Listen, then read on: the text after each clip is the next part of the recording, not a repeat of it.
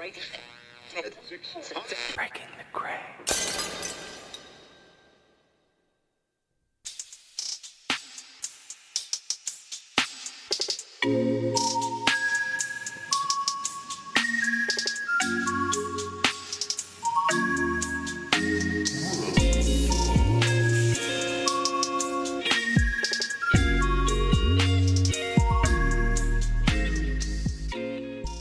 Sarah, are you there? Hey, Russ. Yes. Nice to see you. You too. How are you? I'm very good. The sun has come out in England, so that's it. I'm very happy today. I'm full of dopamine, serotonin, all the good stuff. Good. I know. I've seen you without the sun, and Yeah. it makes I know me. it's not pretty, is it? No. Well, you not in a. It's your moods are definitely different. It's definitely a different version of Sarah. Yeah. I had T-shirts made once that said "I run on sun," and sunlight is my drug of choice. It's a good drug. Yeah. It's a good drug. Yeah. Well, I'm excited today because I finally have a friend. I finally have a friend. I called someone and said, "Would you please join us on the podcast?" And she agreed, which was shocking. I can't believe she agreed. But I have a very, very good friend. Are you familiar with Reiki, Sarah? I am, but I'm really looking forward to this episode because I'm not that familiar with Reiki. Although I've done a lot of different energy things, and I've studied like more on the Chinese side, Qigong and things like that. But no, I don't know a huge amount on it. So I'm very excited to hear our guest today. Well, our good friend, and hopefully yours soon to be, Sarah, is our friend Kristi Nakayama. She's right here. Look at Kristi. Hello. How are you? I'm good. Thank you. Thanks for having me. Long time no see. Yeah, so lovely to see you. You too. I know this Zoom with you you're in London, right, Sarah? Yes. Yes. Yes. Good afternoon to you. Yes, it's the afternoon, a sunny afternoon. I'm in London. I'm soon to be in Amsterdam. So yes, things are opening up a little here. So yeah. Oh, fantastic. Nice to see you over there in California. Well, Kristi, you and I have done a little bit of Reiki work, not enough to say that I'm an expert, but enough to know that it works. I would love to just tell us, what is Reiki? Because I know because I've done it, but I didn't know before I met you. So what is Reiki? So to break it down, the actual word Reiki, so it's a Japanese form of healing, but Sarah, I'm sure as you know, energy healing has been around for centuries. So I guess you could call this a little bit more of a modern technique because it's from the early 1900s. But if you break down the word Reiki, Rei actually means spiritual wisdom or universal, and Ki is life force energy. So the origins of Reiki, as we know it in Western society, really stem from a man named Dr. Mikao Usui. And he studied a whole host of different things in his upbringing from medicine to spirituality. It's not a religion, but he also studied psychology, divination. And he had a number of different careers, but one of his most notable careers was he was secretary to the Department of Health, head of the Department of Health in Japan. And that man later became the mayor of Tokyo. So he was a very respected man in Japan. And when he started practicing Reiki as his energy healing form, there was an earthquake shortly thereafter in 1923 that killed over 140,000 people in Japan. And Reiki really became accepted and gained a lot of notable attention at that point. And he was actually awarded an award from the Japanese government for healing so many across the country. So I like to share that up front because when some people think of energy healing, they kind of think of like, oh, this hippie, you put your hands on and but it actually does come from an individual who is very well respected within Japanese, mainstream society. And one of his closest students was a doctor in the military in Japan. So that doctor had very, patient from a medical, what we think of Western medicine perspective to using Reiki to seeing his patients heal. So that's a big part of Reiki as we know it in Western society today. Kristi, you just nailed our entire audience. The accusations they say about us is this is all just hippy dippy stuff. But the reality is that we're trying to bring all of this to the forefront so that it isn't considered that. And so that the people that are doing these things, you, Kristi, and a lot of our other guests, can be recognized for all of this hard work. And it really is interesting that it really does take someone of stature to really make something mainstream like that. I'm curious, how did you get started in this? And, really, I've seen you in action here, but your gift to heal others. How did you get started? Oh, my journey, I know a lot of people don't believe in this, but I truly believe what experiences you have in life are part of your path. And when I was in it, so I'm a daughter of immigrants from Japan. And Sarah, both of you have talked about epigenetics quite a bit on your podcast on different episodes. So I'm fascinated with epigenetics. So I have a background, my studies at university were biological psychology. So my thought process is all science-backed and a lot of, rat studies and science and proof and data, and looking at the brain's effect on body and behavior. So going back to being a daughter of immigrants, my parents were born and grew up throughout World War II in Japan. And so you can imagine there was a lot of trauma that they experienced as young children. And being of the baby boomer age, they didn't have therapy wasn't a thing. You didn't talk about your feelings with your parents. And in Japanese culture, you really didn't talk about your feelings. So there are these two young kids that were both separated from their primary caregivers at a very young age, which we now know through epigenetics can cause a lot of trauma. And epigenetics means, on top of epi, your genes. So it's not a change in your DNA, but it's sort of like if you think about a little topper on top of a cupcake, like the frosting. So it changes the way your genes respond. So that being said, I grew up from, as long as I can remember, I had anxiety and depression. And finally at 24, I was diagnosed with severe and recurrent major depressive disorder and chronic anxiety, but I had it my whole life. And I just always thought that there was something wrong with me. And interestingly enough, I didn't really know why I wanted to get into biological psychology, but it all makes sense now. And I was also right out of college, I went into pharmaceutical sales. And 2 years of that, I made up my mind, drugs are going to be the last resort for me. So I decided to go into pharmaceutical sales thinking maybe I want to, go back to school and get into medicine. But I realized a Western medicine approach alone was not for me. So when I got sick after that, I started going to acupuncture. I changed my diet. So I really, though, silently struggled. I mean, Russ, I don't know if you've known me more in my recent days. So I don't really know if you ever knew me when I was really battling depression, but I hid it well. I was always very successful, but I would have debilitating depressive episodes once a month, every other month for decades. Then one day I found a physician. I was about, early 30s, and I felt like I was about to have a nervous breakdown. And I went into a doctor's office in San Francisco and I asked for a physician who was very holistic focused. So an MD who would help me without medication, try to come back from this cliff I felt like I was about to fall off of. And I worked with him once a month. We tried things to improve my sleep, like tryptophan, keeping your cell phone away from your bed and things like that.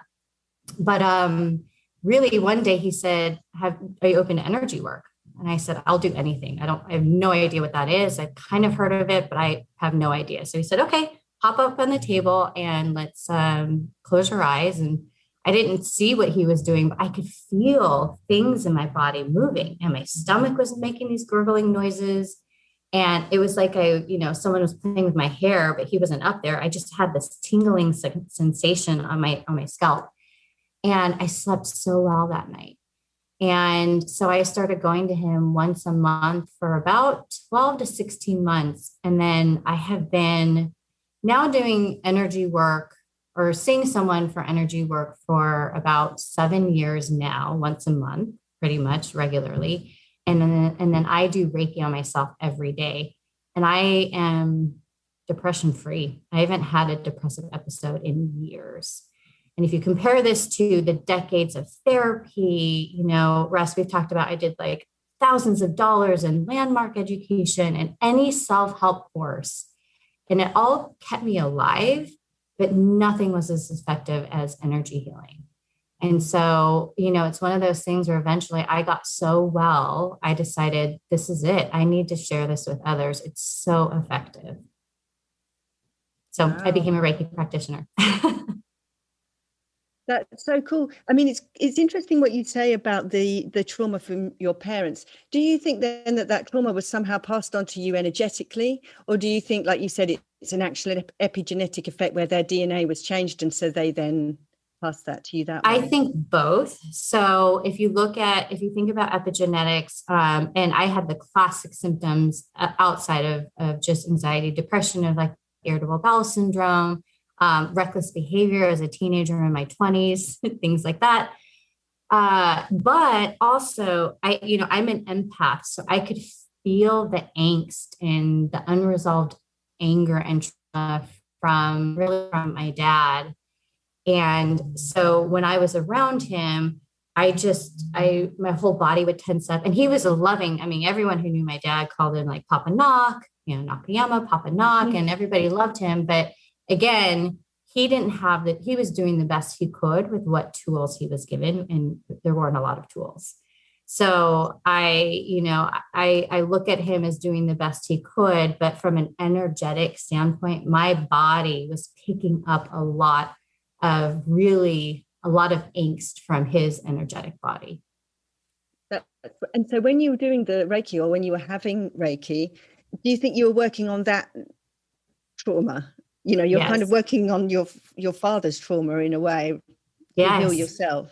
Well, and this, I can connect you with someone as well, but this is a whole nother topic for another podcast. But I've done quite a bit of ancestral healing as well.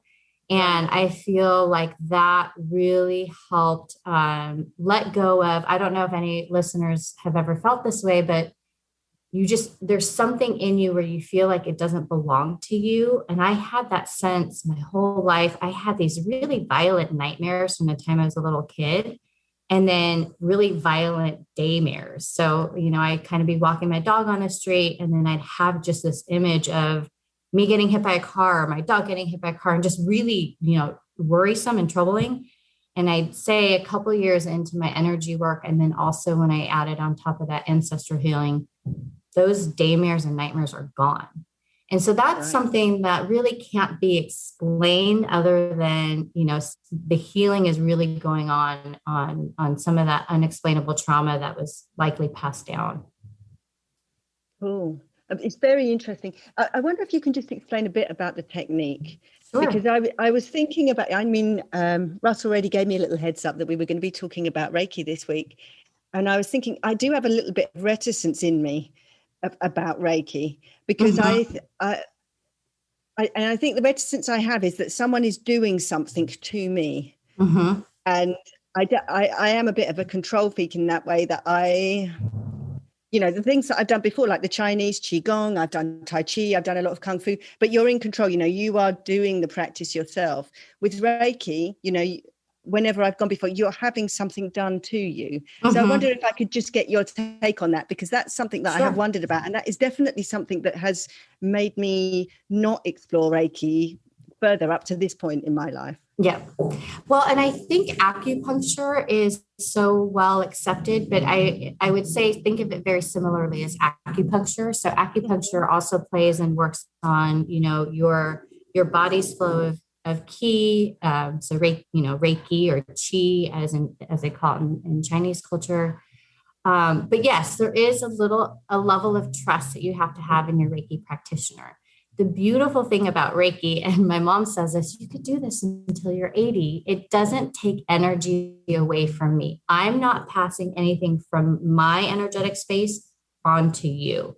So when someone, it's a process called an attunement or an ignition, where you are opened up to the frequency at which Reiki energy works. So that's when you become a Reiki practitioner or you learn Reiki for yourself. You are now opened up to the Reiki energy. So think of it as a pipe has been opened. So Reiki energy flows through me to you or to my client. And so from that perspective, it's not something that I'm really doing to you. I'm just placing my hands on or hovering over the areas, and the energy does all the work itself. And it's a very healing, loving energy. I mean, you know, the start to finish, my clients at the end look like they just got a 2-hour massage. That I call it the Reiki glow in their face. But it is really such a loving, healing energy that you just feel an abundance of love at the end. But again, you know, there's also different levels of Reiki training. And I think one of the most credible is the International Center for Reiki Training, ICRT. And that's where I got my master's training from. And it's probably the highest or most scrutinized in terms of the type of training out there. So that's something that you could look for if you're interested in finding a practitioner who went through a little bit more rigorous training, I should say. Right. Yes, that's good to know. And so maybe you can tell us a little bit about what the training involves, because it sounds quite simplistic when you say it that way. You know, you just become a channel and the energy comes through.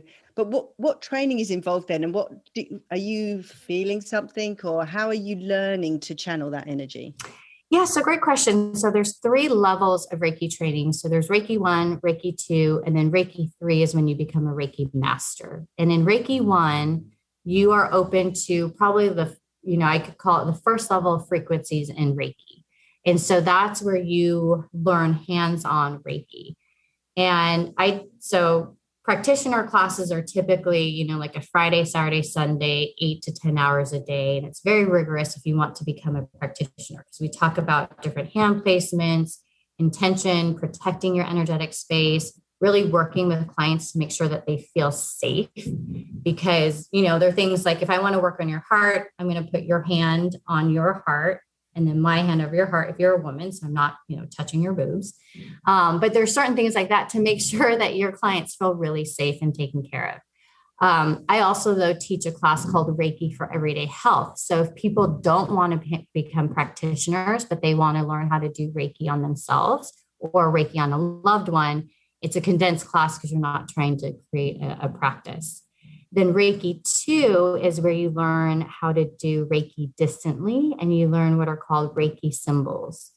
So Reiki symbols are, there's 3 of them in Reiki 2 training. So there's one where you can send Reiki distantly. And when I mean distantly, like Sarah, I could do a session with you while you're in London or Amsterdam, and I'm here in San Francisco. So we would, over the phone or Zoom, I would tap into your energetic space and send Reiki distantly through these symbols. And then there's other symbols for like deep healing trauma and relaxation. And then another called a power symbol for certain areas that need a lot more energy. And then Reiki 3, you learn a 4th symbol, but that opens you up to the highest level of energy where you're a master Reiki practitioner. And in that, you can teach others and you can attune others in that process where you open up others to do Reiki themselves. And in your mind, what actually is happening there? Because you're saying you've a symbol, so presumably that's like an actual symbol, a sign that you're then focusing on. Mm-hmm. Do you think that that's causing some kind of resonance structure in space, or what's your take on how that's actually working? I think it's very intentional. So, and as you know, because I've listened to some of your episodes now, and we're all connected energetically.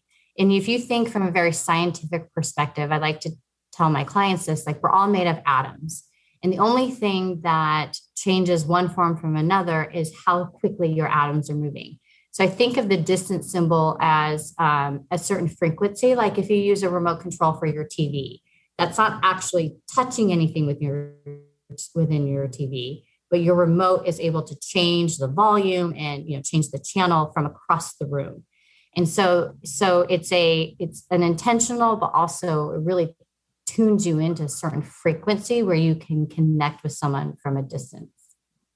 But the TV control is using light, isn't it? I mean, do you think it's something like that? Could it be something like light, or is it just this symbol is universal between humans, or what's your take on the mechanism? Good question. So I've done some research on this, and I found some PhD studies, so not necessarily randomized controlled trials or anything like that, but in these PhD papers that I read, they tested, placebo versus someone actually doing the symbol. And there's not been scientific evidence to show how it exactly works, but that it does work. And so throughout the pandemic, I went 100% distant sessions. Right. And, my clients pretty much come to me once a month. And, the breakthroughs that they've had from career, love, relationships, physical pain, I do Reiki on my mom a lot. She's in Southern California, and she had 2 years of chronic leg pain, and in 2 distant sessions, we resolved it, and it's gone. So then she's able to walk more, lose weight, have better overall health. So there really is something to the distant symbol and how that works. But it is one of those sort of mysteries as of now. But Sarah, I'm like you. I am, I've been in the medical industry for over 20 years, and I want scientific evidence. So this has been a very interesting journey for me to trust my intuition for the first time, trust in spirit or higher power, or, universal power. But I just, from my personal experience, I cannot believe, I never thought that I would ever be someone who wasn't depressed. It just wasn't in the realm of possibility. I just was like, I'm just going to be a depressed person for the rest of my life, and I'll do things to manage. And what's opened up as a possibility in my life without depression has just been, it's priceless. And I accept it.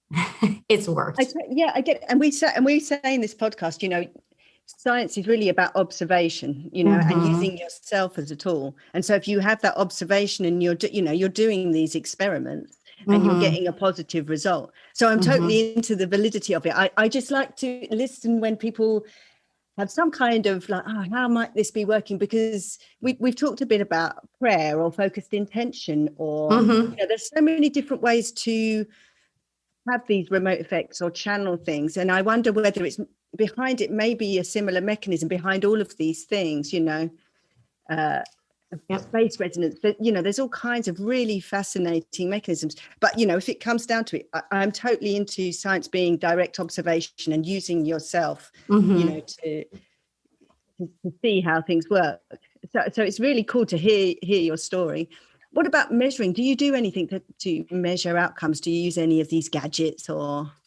Well, so that's a great question. So I actually also work at an inpatient trauma center for adolescents. So they on average stay between 30 to 45 days. And these are all adolescent girls who have been through an immense amount of trauma in such an early period of time. I mean, for the first time, we had a 12-year-old come to stay as an inpatient. So when I first started with them, I know the owner who had started these programs, and he was very open and great to bring me on. And so I surveyed them from before the session and after for about 4 months. And again, these girls stay anywhere from 30 to 45 days, depending on what insurance covers. So I had a rotation of girls. But, I did a scale on depression, concentration, anxiety, pain. It was a measure of 10 things on a scale of 1 to 10 and how they felt before and after. And so there was a huge decline before and after each session. And so if you on their first Reiki session, let's say they had scores of 8 to 10 on all of those measures. And then post Reiki session, it would go down to 2 or 1. But then the next time I saw them, maybe their baseline was still up at a 7, but not as bad as when they started. And so I did a lot of measuring that way. I think you would also be interested in, do you know what Kirlian, I think it's called Kirlian photography? Yes. Yeah. I have done some studies using Kirlian photography. Yeah. So Reiki has been subjected to studies like that as well, Yeah. where you take a few photographs when the Reiki practitioner isn't intending to start sending Reiki, and then they do, and then you see the energy flow that comes out of their hands. So I think that is when coming from a science background myself, when I read about that, I thought, okay, there is something to this energy flowing. And it's not just an intention or a placebo effect, but we can see from those photographs that there's really a difference when a Reiki practitioner, starts to say, I'm going to send Reiki now versus not. Mm-hmm. I wanted to jump in because there's a couple areas where, I'm the anecdotal experiment for this whole entire podcast. So I am not a scientist, nor am I. Guinea pig. Yeah, I'm the guinea pig, not hairless either. I this weekend I was with my daughters and we saw hairless guinea pigs, and I was like, those are disgusting looking. But I didn't know they existed. Now we do. They're tiny. Yeah, let's just don't seek them out. But I will say, as a hairy guinea pig in this process, there's some. We need to talk, I think, through blockages, right? Because I think that's the core of this. And I have always had stomach problems. My stress centers into my stomach, and it's always I have gut problems. And when Kristi and I talked about Reiki for the first time was about a year. It was actually, I think, probably exactly a year ago. Yeah. Right at the start of the pandemic. Right at the start of the pandemic. And I was having just terrible stomach pains. I probably had COVID, but whatever. I know I didn't have it. I'm just kidding. But I was blocked. I definitely had blockages in there. And we did a session or two. And I will say, I felt like I was asleep during the entire thing, but I wasn't asleep. I was just in a different state. And I will say I did go to the doctors before Kristi and I talked, and the doctors were like, there's nothing, we can't find anything. And I've felt better ever since. And I can say that anecdotally that it's helped me. I have different stomach pain. I have different problems now. But it did. We need to do another session, Russ. We do. Yeah, we can share other problems offline. But I would like to talk about blockages and sort of what's the, identifying them. Are they self-identified by your clients, or do you actually find them when you're doing it? This is fascinating because every session with every client is so different. And I give them the opportunity to tell me, do you have anything going on physically, mentally, emotionally that you want to share before a session?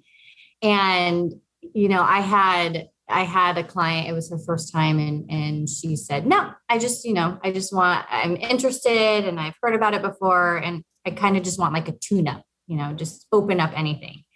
And she had a major breakthrough. And to me, it was an in-person session, this one. And Russ, your first one was distant. I was in San Francisco, you're in LA, but this was an in-person session. And you typically, I start from head to toe and then, put them on their stomach and do head to toe again, and then go back to areas that I can tell need a little extra opening and a little extra healing. And for whatever reason, I just could not get off her sacral chakra. And the sacral chakra is all about your healthy connection to your sexuality, your creativity. And I would try to move on to other areas. And I was like, nope, come back to her sacral chakra. And it was just, I don't want to divulge too much, but when we talked after, it was like the floodgates opened of her telling me how much she had this traumatic experience that she had been holding on to. She couldn't talk to anyone. And so I love when that happens, and it's things that people don't even realize are impacting their energetic and their physical health as much as it is. Other things of another client hadn't had her period in, I think she said 6 months, but she didn't tell me that before the session.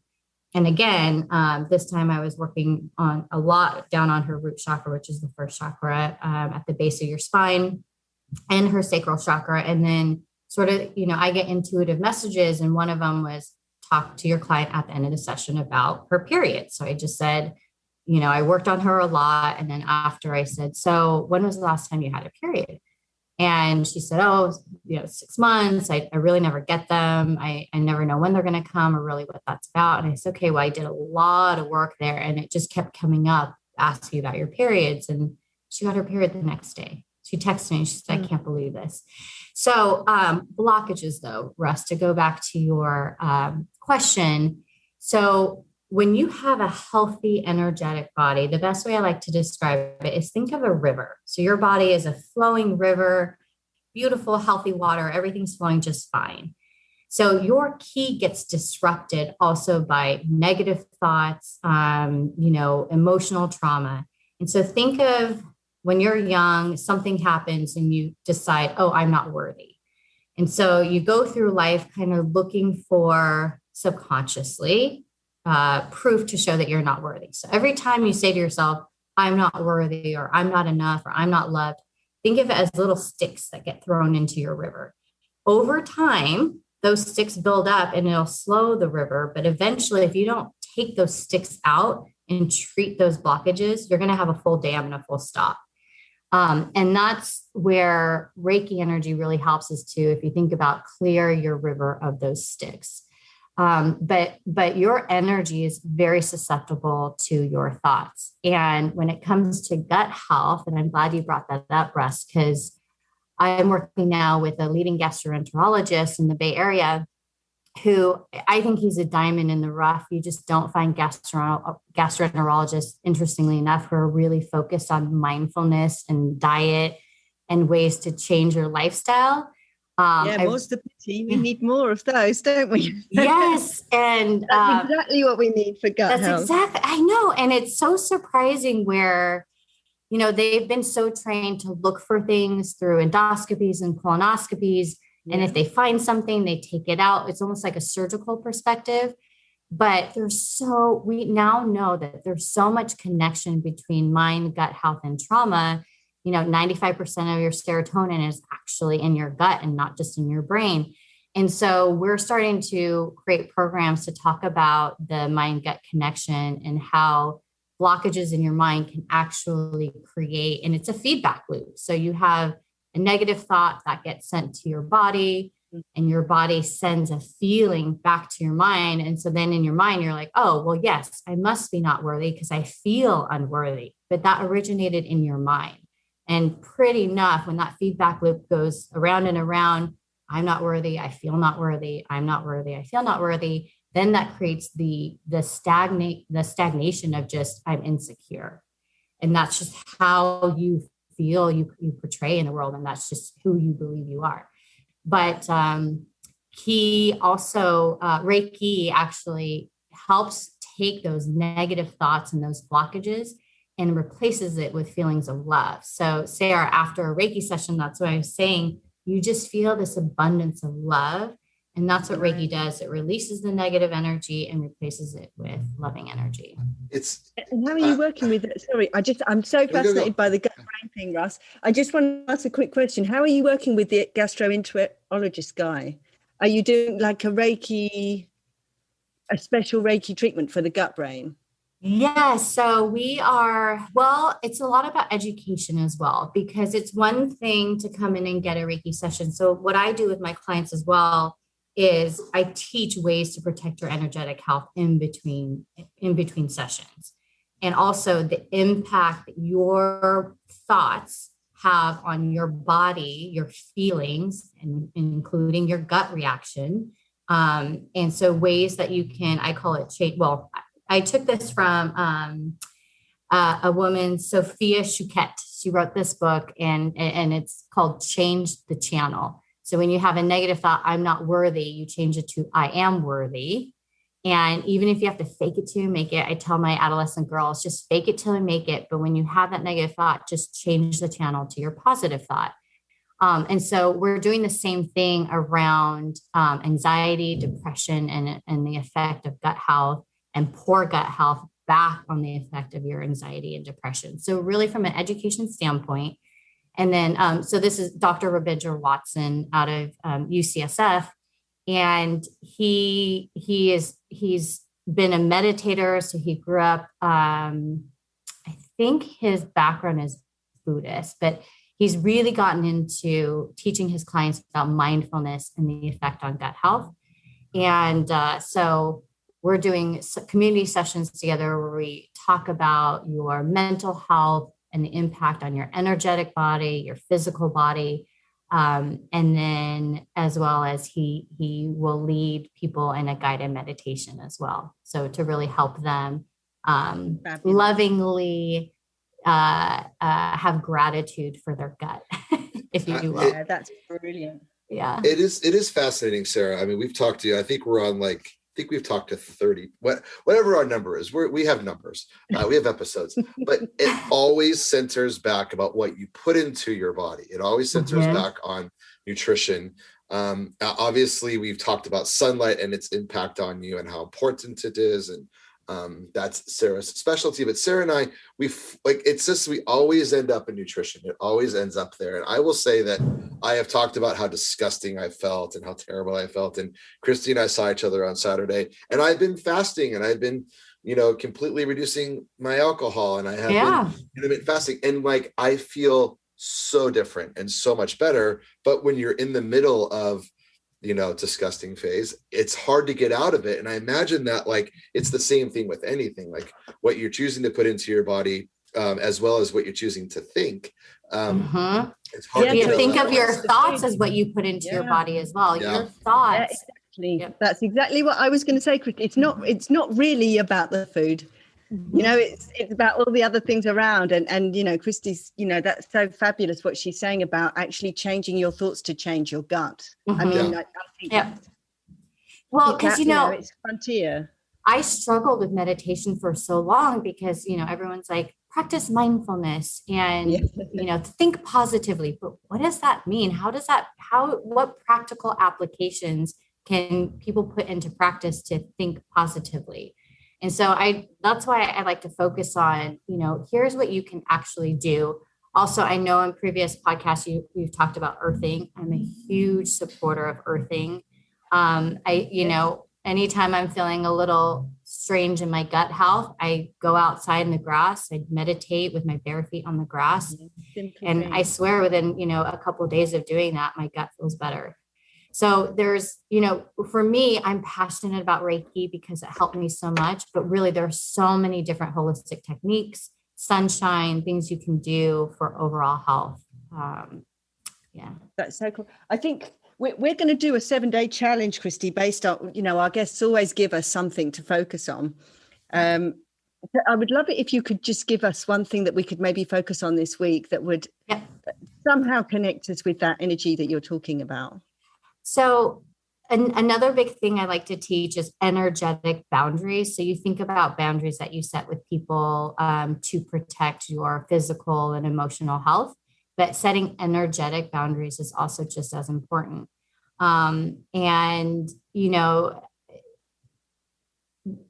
This can go in, Sarah, you have to, I'm going to invite you to be creative and accept this. Okay. So I teach my clients when you are about to go into a conversation that you often feel someone drains your energy or, after you talk to them, you just feel yucky. You just in your body, you just don't feel right. We've all had those experiences, right? And so one thing you can do is to set up an energetic boundary. And just through, sorry, I have a street sweeper go by. I don't know if that's loud. So what I tell my clients to do is to warm up your hands, just rubbing them together. And anywhere, before going into the conversation, you're feeling a little bit anxious about it, just with your warm hands to place them on some areas in your body, maybe one in your heart, one of your belly, around your neck, to support good communication.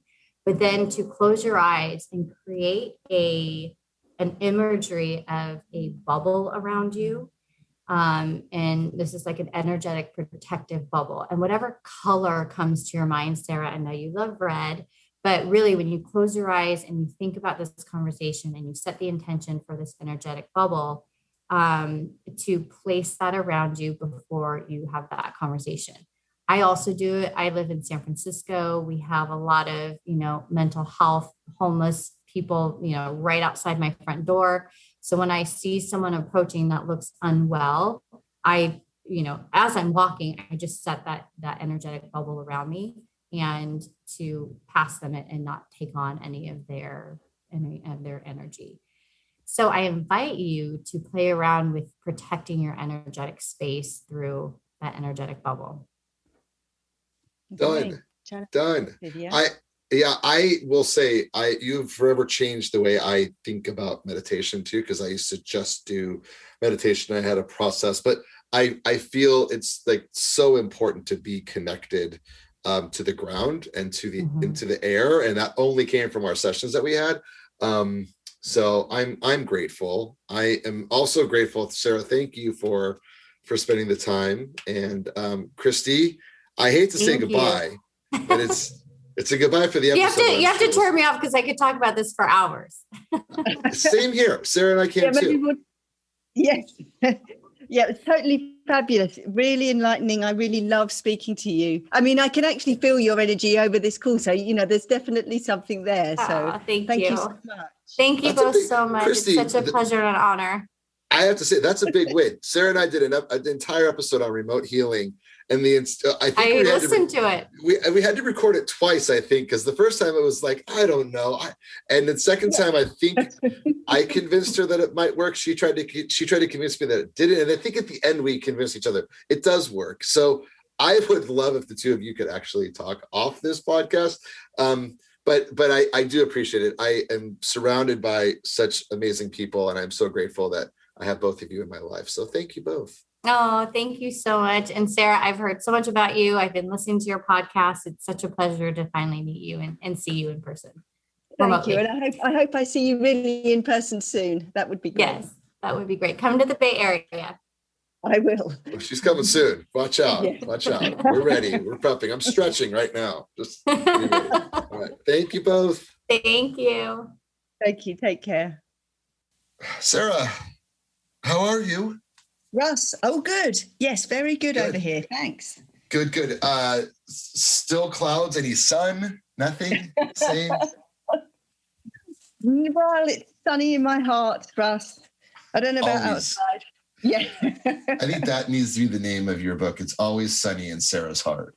Yes. Working title, yes. Well, there are guests that we have that come from your world and your rebel friends. And then there's my friends that are these compassionate, lovely, empathetic human beings. And Kristi Nakayama is one of my favorites. Her company. Yeah. She's just such a wonderful soul. And she shared a lot. I think it was really nice of her to, be so upfront and share what she did. But she really does change lives. And I think she's really making an impact in going out on her own now with her Nori Reiki is great for her. I'm really proud of her. Yeah. Yeah, no, she was totally brilliant. It was really great fun to have her on. Like you say, this is a subject which is a little bit out of my comfort zone. It's kind of what we talked about on the remote healing podcast. It's interesting to me, but I want to know the mechanism behind it. I want to know what's going on. But she was very patient with me, asking all of those things. She gave some great explanations. And more than anything else, she is her own living proof. A lot of people have been helped by her. So she was great. And I'm my wife as well. And I've been through a Reiki session with her. Unfortunately, it was sort of at the beginning of the pandemic. And I was going through some stomach issues, and which I always am. But now I've, found the, keto, the keto way, and I'm really starting to, my stomach is feeling so much better. But, she talks a lot about, protective bubbles and putting yourself in, a different type of mind state where you're, really releasing your negative self-talk and focusing on, self-love and self-care. Yeah, I thought it was cool because obviously we're all about the environment. And we've been talking a lot about, food and what you have in your environment. And then we had lovely Abel James, who was talking about the music in your environment, and you mustn't listen to junk music. And so, Kristi has this concept really also about other people's energies. What energies are you allowing or you consuming, are you having in your environment? And one of her suggestions was to be very mindful and almost, like you say, have a protective bubble when you go outside. Whose energy are you allowing into your space, and what energy are you putting out to other people? So again, that was very interesting for me, because that's maybe not something that I would usually class under environment, but of course it is. Yeah. So it's really something I've spent a lot of time writing about. My wife and I have talked about this. I talked to friends about it, but you can use it in a very different way. I think in therapy, my therapist used to say it's the light that you shine, right? So if your light is saying, I want to invite every narcissist into my world because I'm a codependent, and you can see that on my face, you can hear it in the tone of how I talk. Narcissists find their way to codependence, and they love to abuse them. And then you find people like Kristi, who her job is to find people to take care of and to teach. And I imagine it's kind of dangerous for her because she does have to attach to everyone, right? I mean, and not get too attached. And I think there's a part of that she talked about, about how deep do you go in that attachment? How protective do you need to get? And for someone like her, she can't, because she has to help people. And so, but for people like you and me, I think we can pick and choose that bubble we create around ourselves. Yeah, and I think that's what she said she was doing herself. She was trying to just be a channel and not take on those energies. And yeah, I think you're right. It is about acknowledging, okay, like, what signals am I giving out? What am I taking in? And she has a very set way of thinking about that, the Reiki way, different symbols in space and energy that's being channeled from the cosmos or wherever this energy is coming from. But I think definitely you can interpret exactly how you said, what are you allowing in and what are you putting out? And whether that's biophotons, whether that's body language, whatever that is, it's very interesting that she has a technique for dealing with it. And it's a technique that can be done remotely, even more interesting. Yeah, it is. And it does. I mean, it worked for me. I think I've seen her physically as well do it with my wife. And, my wife had some neck pain. She really worked through kind of my wife's blockage areas. I've always had stomach issues and, block areas as well. But I think there's something about the way I meditate now because of Kristi. And I mentioned this to her as well when we talked, that I do put myself into a protective self-created bubble when I meditate. So what I do is when I'm breathing out, that out is a kind of protective bubble. And I sort of, imagine myself back in like this honeycomb of a womb. And the only reason why I do it is because it allows me to focus on my entire body when I'm meditating versus focusing on all the noises around me. That protective bubble, like I don't hear anything when I'm in my meditation. And a lot of what she talked about is similar to what you've said too, around getting your hands in the dirt. I see her a lot on Instagram, meditating with her feet on the ground, planted in dirt or sand or grass. And it's very helpful to kind of be connected to the earth in that way too. It is fascinating. And I think it's something that, mind, body, soul here, right? Like we know the body, where the mind, and it's, the soul is something that Eastern medicine and Western medicine clash on, but, we find our ways. And, I think the more we know, the more we can expose that to our friends who listen to the podcast. Yeah, exactly. And there are so many different cultures and different traditions. She's coming from a Japanese tradition of Reiki, but there's also Tai Chi and Qigong and Buddhism, all of these, they're saying the same thing. There is this spiritual side of us that we need to embrace. And that's part of biohacking too, that's part of it. So it was really great to hear about Reiki. Thank you for bringing on one of your fabulous friends. I totally loved her. And I know that I'm going to be connecting with her soon. So thank you. Well, great. Thank you. Enjoy the rest of your day. And when you go outside, maybe open your bubble up a little bit. I will, Russ. Thank you very much. Take care.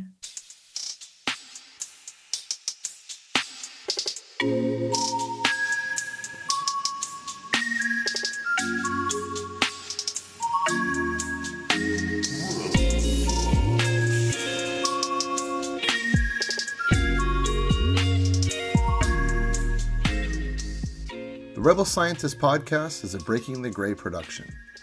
Created by Russ Eisenman and Paul Wood. Hosted by Sarah Turner. Music and sound editing by Logan Shea.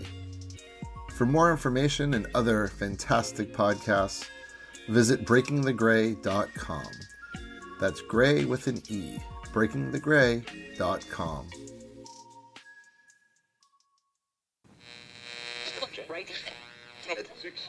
Breaking the gray.